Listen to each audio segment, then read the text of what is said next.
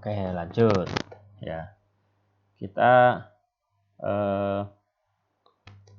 sekarang berbicara tentang daya kompleks ya, namanya juga AC, semuanya serba kompleks. Daya kompleks itu disebut menggunakan notasi S ya, dimana S ini sama dengan P plus J Q, dimana P ini adalah daya nyata yang sudah kita bahas tadi dengan satuan watt. Nah, S ini satuannya VA, volt ampere. Kemudian Q ini adalah daya reaktif. Kenapa disebut reaktif? Karena dia muncul dari reaktansi. Reaktansi itu apa? Reaktansi itu X. Nah, X-nya bisa dari XC, bisa jadi XL. Satuannya adalah var, volt ampere reaktif. Jadi ini ada P, ini ada S, ini ada Q.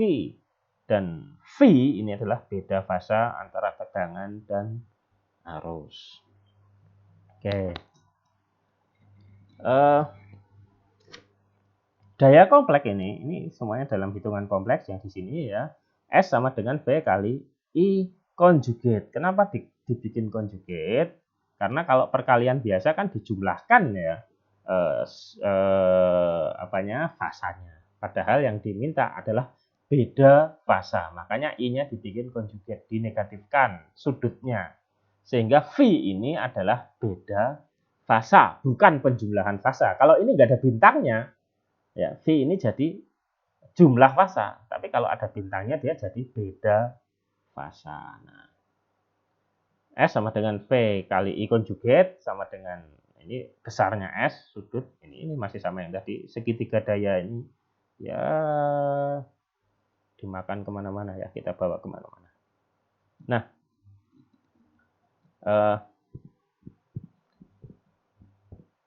atau kalau kita bikin dari dalam bentuk I, maka dia adalah I kuadrat Z ya, atau V kuadrat per Z konjugat. Kenapa konjugat? Karena Z-nya ada di bawah ya, sehingga sudutnya juga kalau dari atas ke bawah kan sudutnya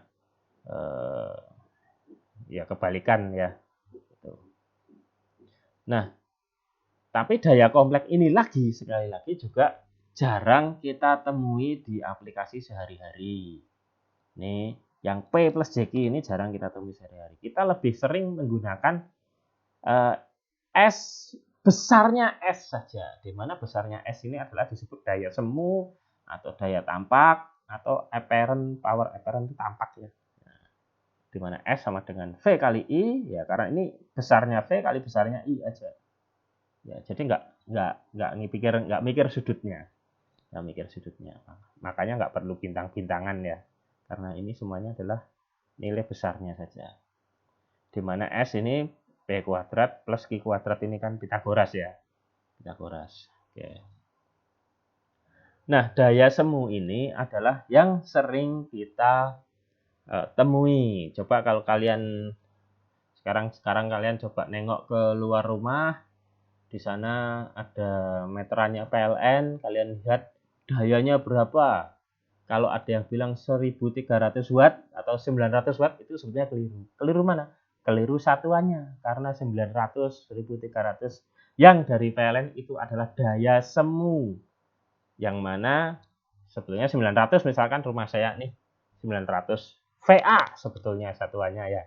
Sebetulnya itu didapatkan dari tegangannya PLN 220 dikalikan MCB-nya yang jeglek-jeglek itu 4 ampere. 220 kali 4 sama dengan 880 dibulatkan oleh PLN menjadi 900.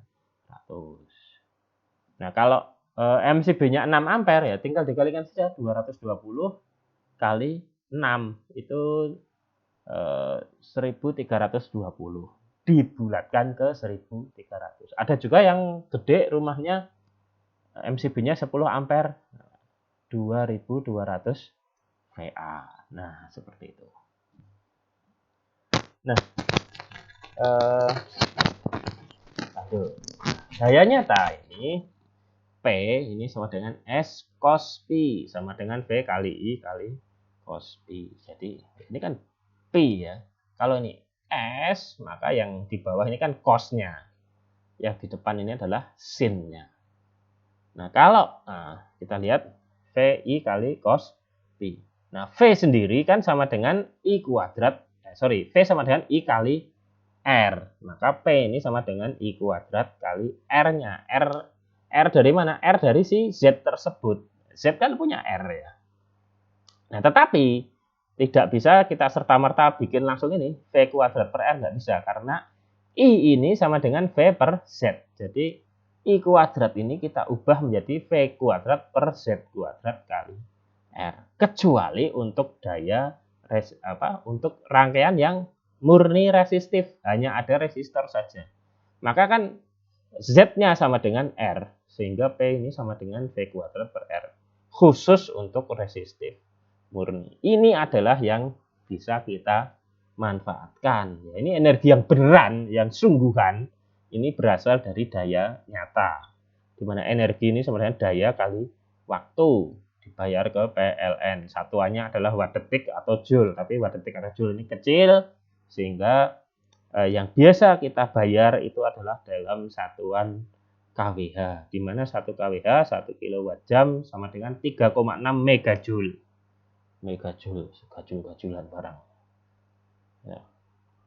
Itu adalah daya nyata. Daya nyata inilah yang menghasilkan energi. Ini yang kita bayar ke PLN.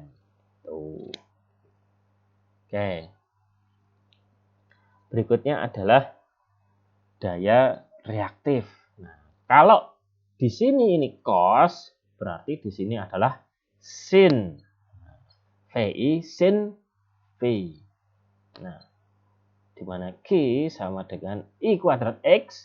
X ini adalah sempalan dari Z ini tadi. Z sama dengan R per JX. Q ini muncul dari X-nya. Nah, sehingga karena I sama dengan V per Z, maka ini adalah V kuadrat per Z kuadrat X.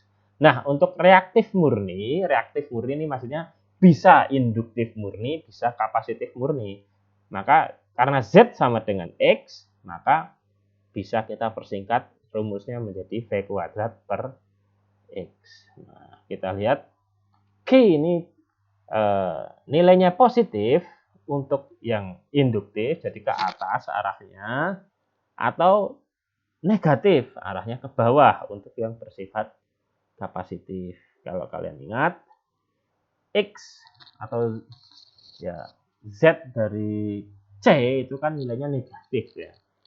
Nah, sedangkan Z dari Q itu nilainya adalah positif. Nah, daya reaktif ini nggak ada energinya sebetulnya. Tetapi ini dibayar oleh pelanggan-pelanggan yang besar. Kenapa? Karena kalau Q ini terlalu besar, maka untuk menghasilkan P yang sama itu butuh arus yang lebih besar gitu ya. Jadi kalau misalkan kita lihat di daya nyata ini ya. Kalau cos Pi ini adalah kecil, maka P itu juga kecil. Sehingga untuk misalkan P-nya 1000 begitu, butuh VI yang lebih gede dengan cos Pi yang kecil. Arus yang besar itu pasti larinya ke satu rugi-rugi saluran yang besar dan butuh konduktor yang juga lebih lebar. Nah, sehingga jangan heran kalau nanti kalian bekerja di industri bagian bayar listrik, tahu-tahu ada muncul namanya KVARH ini. Nah, itu apa? Ya ini itu adalah berasal dari daya reaktif. Dan ini oleh industri berusaha untuk ditekan supaya nggak banyak-banyak. Gitu. Oke, faktor daya kita mulai di video yang ketiga. Sekarang video kedua kita berhenti terlebih dahulu.